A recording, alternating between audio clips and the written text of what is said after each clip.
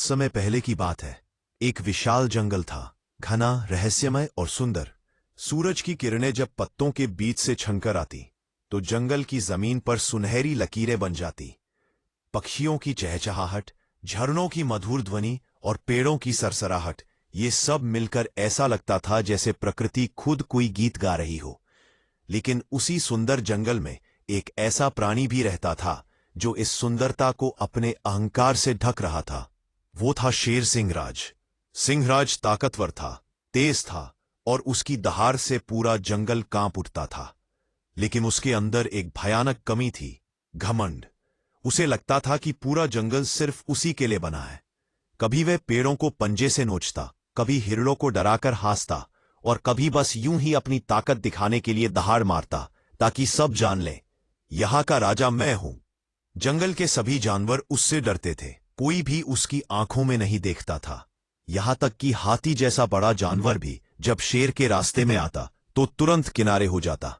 एक दिन की बात है, सिंहराज शिकार के बाद अपने गुफा के बाहर आराम कर रहा था।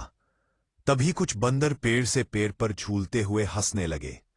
उनकी हंसी सुनकर शेर को गुस्सा आ गया। वह गरजा, कौन है जो मेरे जंगल में मेरे सोने के वक्त शोर मचा रहा है? बंदर कांप गए। उनमें से एक बोला, महाराज, हम तो बस खेल रहे थे। शेर ने गरज कर कहा, खेलोगे तुम और मेरे कानों में आवाज डालोगे?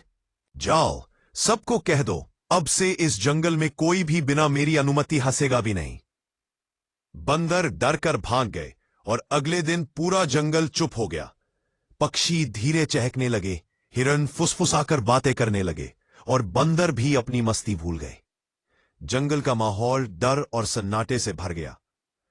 फिर वहां एक लोमड़ी का आगमन। उसी जंगल में एक लोमड़ी भी रहती थी, चतुरा। वह छोटी थी पर उसकी बुद्धि बड़ी थी। उसने जंगल के हर कोने में घूमकर अनुभव जुटाया था।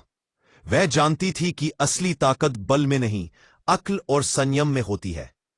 जब उसने देखा कि शेर का घमंड बढ़ता जा रहा है और बाकी जानवर डर के साए में जी रहे हैं, तो उसने सोचा, अगर इस शेर को अब नहीं रोका गया तो ये पूरे जंगल को तबाह कर देगा।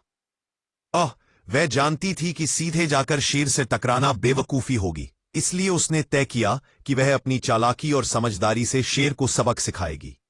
तभी शेर ने उन्हें बुलाया। उसकी गुफा के सामने हर दिशा से जानवर आकर खड़े हुए।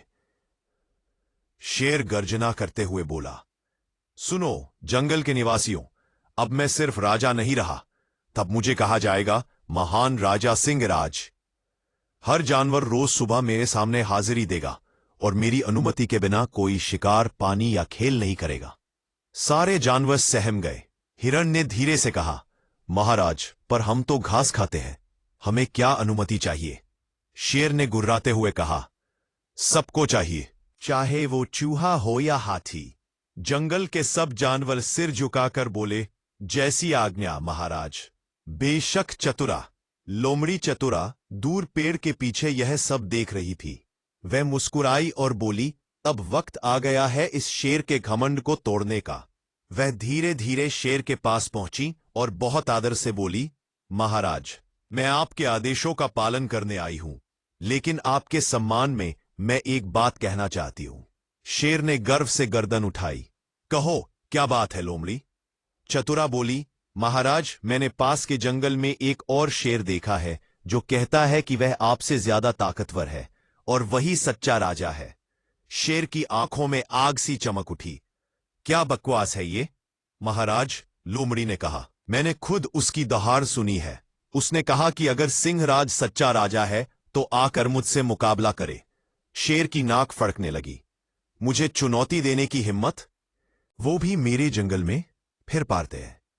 चतुरा ने सिर झुकाकर कहा, महाराज, अगर आप चाहें तो मैं आपको वहां ले चलती हूं, ताकि आप खुद देख सकें कि कौन है वो दुस्साहसी। शेर ने कहा, चलो अभी चलते हैं, फिर पारते हैं, देखते हैं झरने के पास का दृश्य।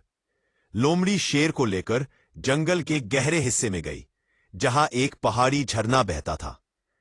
वहां का पानी बिल्कुल साफ था, इतना साफ कि उसमें किसी का चेहरा दर्पण की तरह दिखता था। जैसे ही शेर वहां पहुंचा, लोमड़ी बोली, महाराज वो देखिए, सामने झरने में वही शेर खड़ा है। शेर ने झरने में देखा और अपने ही प्रतिबिंब को देखा, पर उसके अहंकार ने उसे सोचने ही नहीं दिया। वहां दहाड़ा, अरे बदमाश, तू मेरे जंगल में आकर मुझसे मुकाबला करेगा? पानी में उसका प्रतिबिंब भी दहाड़ा। शेर और भड़क उठा, आई, ये तो मुझे जवाब भी दे रहा है। मैं इसे अभी दिखाता हूं कि असली राजा कौन है। वह झरने की ओर झपटा और धड़ाम वह पानी में गिर पड़ा। पानी चारों ओर उछल गया। शेर ने तैरने की कोशिश की, पर उसका भारी शरीर फिसलता जा रहा था। आखिरकार वह किसी तरह किनारे आया, लेकिन उसका पूरा शरीर कीचड़ और गंदे पानी में लथपथ हो गया था। लोमड़ी धीरे से पास आई और बोली, महाराज, यही था वो शेर जिससे आप डर रहे थे, पर असल में वो तो आपका ही प्रतिबिंब था। उसकी सांसें भारी थी। धीरे धीरे उसका गुस्सा ठंडा पड़ गया। वह समझ गया कि लोमड़ी ने उसे सच्चाई दिखा दी। उसकी आवाज धीमी और पश्चाताप भरी थी। लोमड़ी, तुमने आज मुझे बचा लिया। मैं घमंड में इतना अंधा हो गया था कि अपना ही चेहरा नहीं पहचान पाया। लोमड़ी मुस्कुराई और बोली, महाराज, जो अपने आप को सबसे बड़ा समझता है वो अक्सर खुद के जाल में फंस जाता है। शक्ति अच्छी है, लेकिन बिना समझदारी के वो विनाश बन जाती है। शेर ने गहरी सांस ली और कहा, अब मैं कभी किसी पर अत्याचार नहीं करूंगा। अब से जंगल के सब जीव मेरे साथी हैं, डरपोक नहीं। फिर उसने जोर से दहाड़ लगाई, पर इस बार उसकी दहाड़ में घमंड नहीं था, बल्कि गौरव और नम्रता की भावना थी। उसकी आवाज पूरे जंगल में गूंज गई और सब जानवरों ने राहत की सांस ली। पक्षी फिर से गाने लगे, हिरण दौड़ने लगे, बंदर हंसने लगे। जंगल में फिर से जीवन लौट आया। आखिरी दृश्य, एक सच्चे राजा का जन्म। कई दिन बीत गए। अब शेर हर सुबह झरने के पास जाता था। वो अपने प्रतिबिंब को देखता और खुद से कहता, याद रखो सिंहराज, असली ताकत दूसरों को डराने में नहीं, उन्हें सुरक्षित रखने में है। लोमड़ी अक्सर उसके साथ बैठती और बातें करती। अब दोनों में आपसी सम्मान था। एक के पास बल था और दूसरे के पास बुद्धि। धीरे धीरे शेर सचमुच सच्चा राजा बन गया। वे अब किसी पर अत्याचार नहीं करता था, बल्कि जंगल की रक्षा करता था।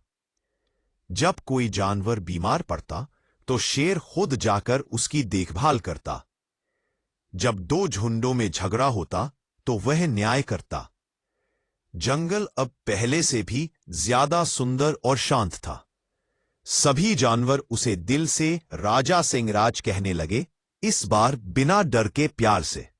वे अब किसी पर अत्याचार नहीं करता था, बल्कि जंगल की रक्षा करता था। घमंड हमेशा पतन की ओर ले जाता है, चाहे शक्ति कितनी भी बड़ी क्यों ना हो। अगर उसमें विनम्रता और समझदारी नहीं है तो वो खुद के ही विनाश का कारण बन जाती है। सच्चा नेता वही होता है जो दूसरों को दबाकर नहीं, बल्कि उन्हें साथ लेकर आगे बढ़ता है।